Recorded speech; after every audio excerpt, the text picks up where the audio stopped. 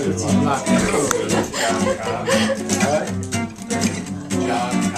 you videotaping this?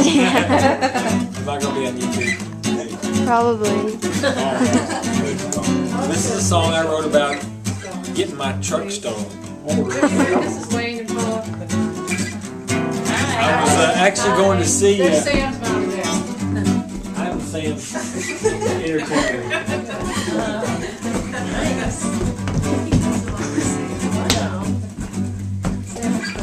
I was playing. I was on the road, and I think I was dating Paul at the time, but I was literally only getting on the airport at Oklahoma City.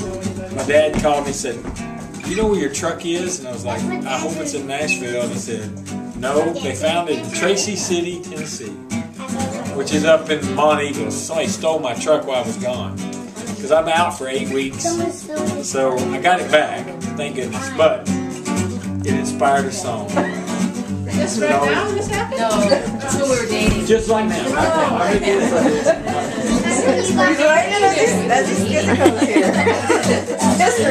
Well, we're driving in today. Here we go, let them sing it. I'm ready. But I can't believe the way my luck runs these days. Seems like every time I get ahead, good strings at the games and ruffles at both ends, I find myself hanging by a thread. But I never asked for trouble, but trouble's all I found. Keep waiting for some good luck to finally come around. Well, let me tell you, brother, the thing that I discovered, that ain't one thing, it's another. Well, my old pickup truck, I finally fixed it up, and it's running like a finely tuned machine. I guess I'll never know just how fast that thing goes. Somebody else will chance from me. But I never asked for trouble, but trouble's all I found. Keep waiting for some good luck to finally come around. Well, let me tell you, brother, the thing that I discovered, it ain't one thing, it's another. I'll sing, Sam. Do a little jig. Give me a toe tap. Oh, there it goes. Work it out. I met the perfect.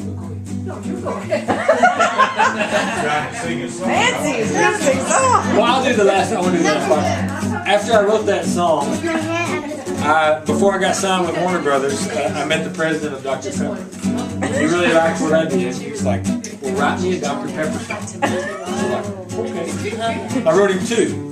This is the one they liked, and this is, I consider, my most famous song because it got played. I can't play and sing probably, but it's been played all over the country for years and years and years, even here still. But follow your dreams, be what you want to be. Don't let anything ever change your mind. Just be yourself, you're not like anybody else. An original, one of a kind. The taste of Dr. Pepper gives life personality. Nothing's better than originality. So be you, do what you do. Nothing's better, Dr. Pepper. Yeah, just be you, do what you do. Nothing's better, Dr. Pepper.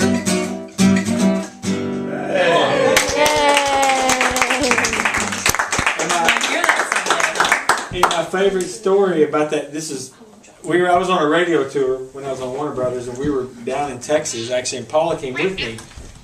And they interview you on the air, so they're talking to you, and they're like, "Okay, we're going to be right back with Lane Turner after this break." And then what they do is they'll pull the volume down, we're going to take our headphones off, and he said, "We got to pay some bills, whatever," and he pulls the sound down. So we're just chit-chatting, and he said, "Well, let me see where the commercial is." And so he pulls up the volume, and that song was playing. And I said, "That's my song." He's like, "What?" I said, "That's my commercial. That's my song." He's like, "I play this all day, every day." He didn't even know it, but that's happened over and over everywhere I go. They played it here in Nashville a bunch. Yeah. So I actually switched from 2 stations Right. and got it. It was on WSCM AM, and then it was on the Wolf.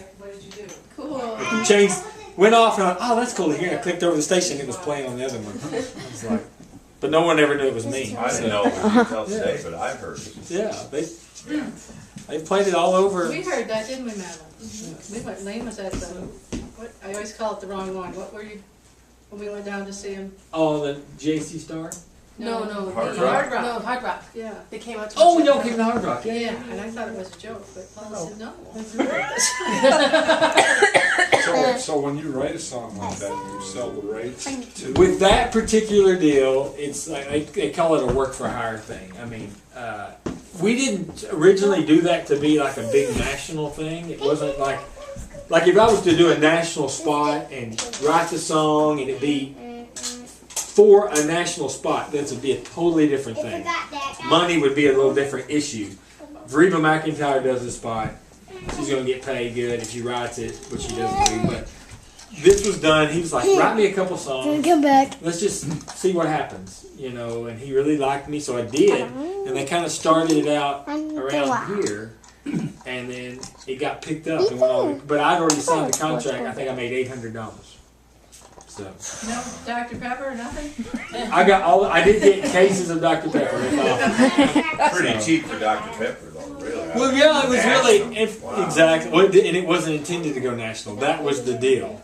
So, you know, the way it works with every station is, if you're a radio station in Abilene, Texas, you've got a series of spots like that. Actually, the big national promotion was Reba with Leanne Rimes singing another Dr. Pepper jingle, Okay. but not that song. But what happens is you can choose which spot you want based on Dr. Pepper will do. They do a rap version of a jingle. They do there's 20 different versions of songs that somebody's written, and you can choose which one you think would fit your station better. And people chose it being a swing song. It kind of jumped out because there's not a lot of swing music anyway. So I think a lot of people chose it because it was so different. So it kind In of the just Nashville area, of course. Yeah. and it, all over the country. I think even your country station playing it, it's like it's going to stand out a lot because you're not going to hear a swing song on the radio. So that commercial really jumped So out. was your name ever attached to that song? No. Could you take the song and put different words? Like- Well, I did. I wrote it off of If It Ain't One Thing, It's Another. It's the same song. I wrote a song called about my truck getting stolen. Yeah, you was So just- that was the melody. That's why I kind of linked them together. I was talking over here, sorry, sir. So the reason I did that because I'd written that song and that was on the Warner Brothers album. So I thought, let me use my own song melody and write another song for Dr. Pepper so that maybe they would link together. Like I could, people would recognize it and then they'd recognize the song on the album. And it's kind of it's exactly the same melody, just different words. So the way they do that is I got to meet with the advertising guy in New York City who handles all the advertising for Dr. Pepper. And what he did was he said, here's the basic premise of the song. He goes, you've got to write key words in the song. So they want Dr. Pepper, obviously. The whole campaign that month was Be You, Dr. Pepper. So that was the ad throughout that. Remember when it was Be You, Dr. Pepper? So it had to have Be You, Dr. Pepper. It had to say something about originality, personality, and some other thing. Not a whole lot of things in that. Now write a song with all that in there. And so you just kind of make up your own. So I wrote a couple of them, and the other one was good too. But this one was a little better.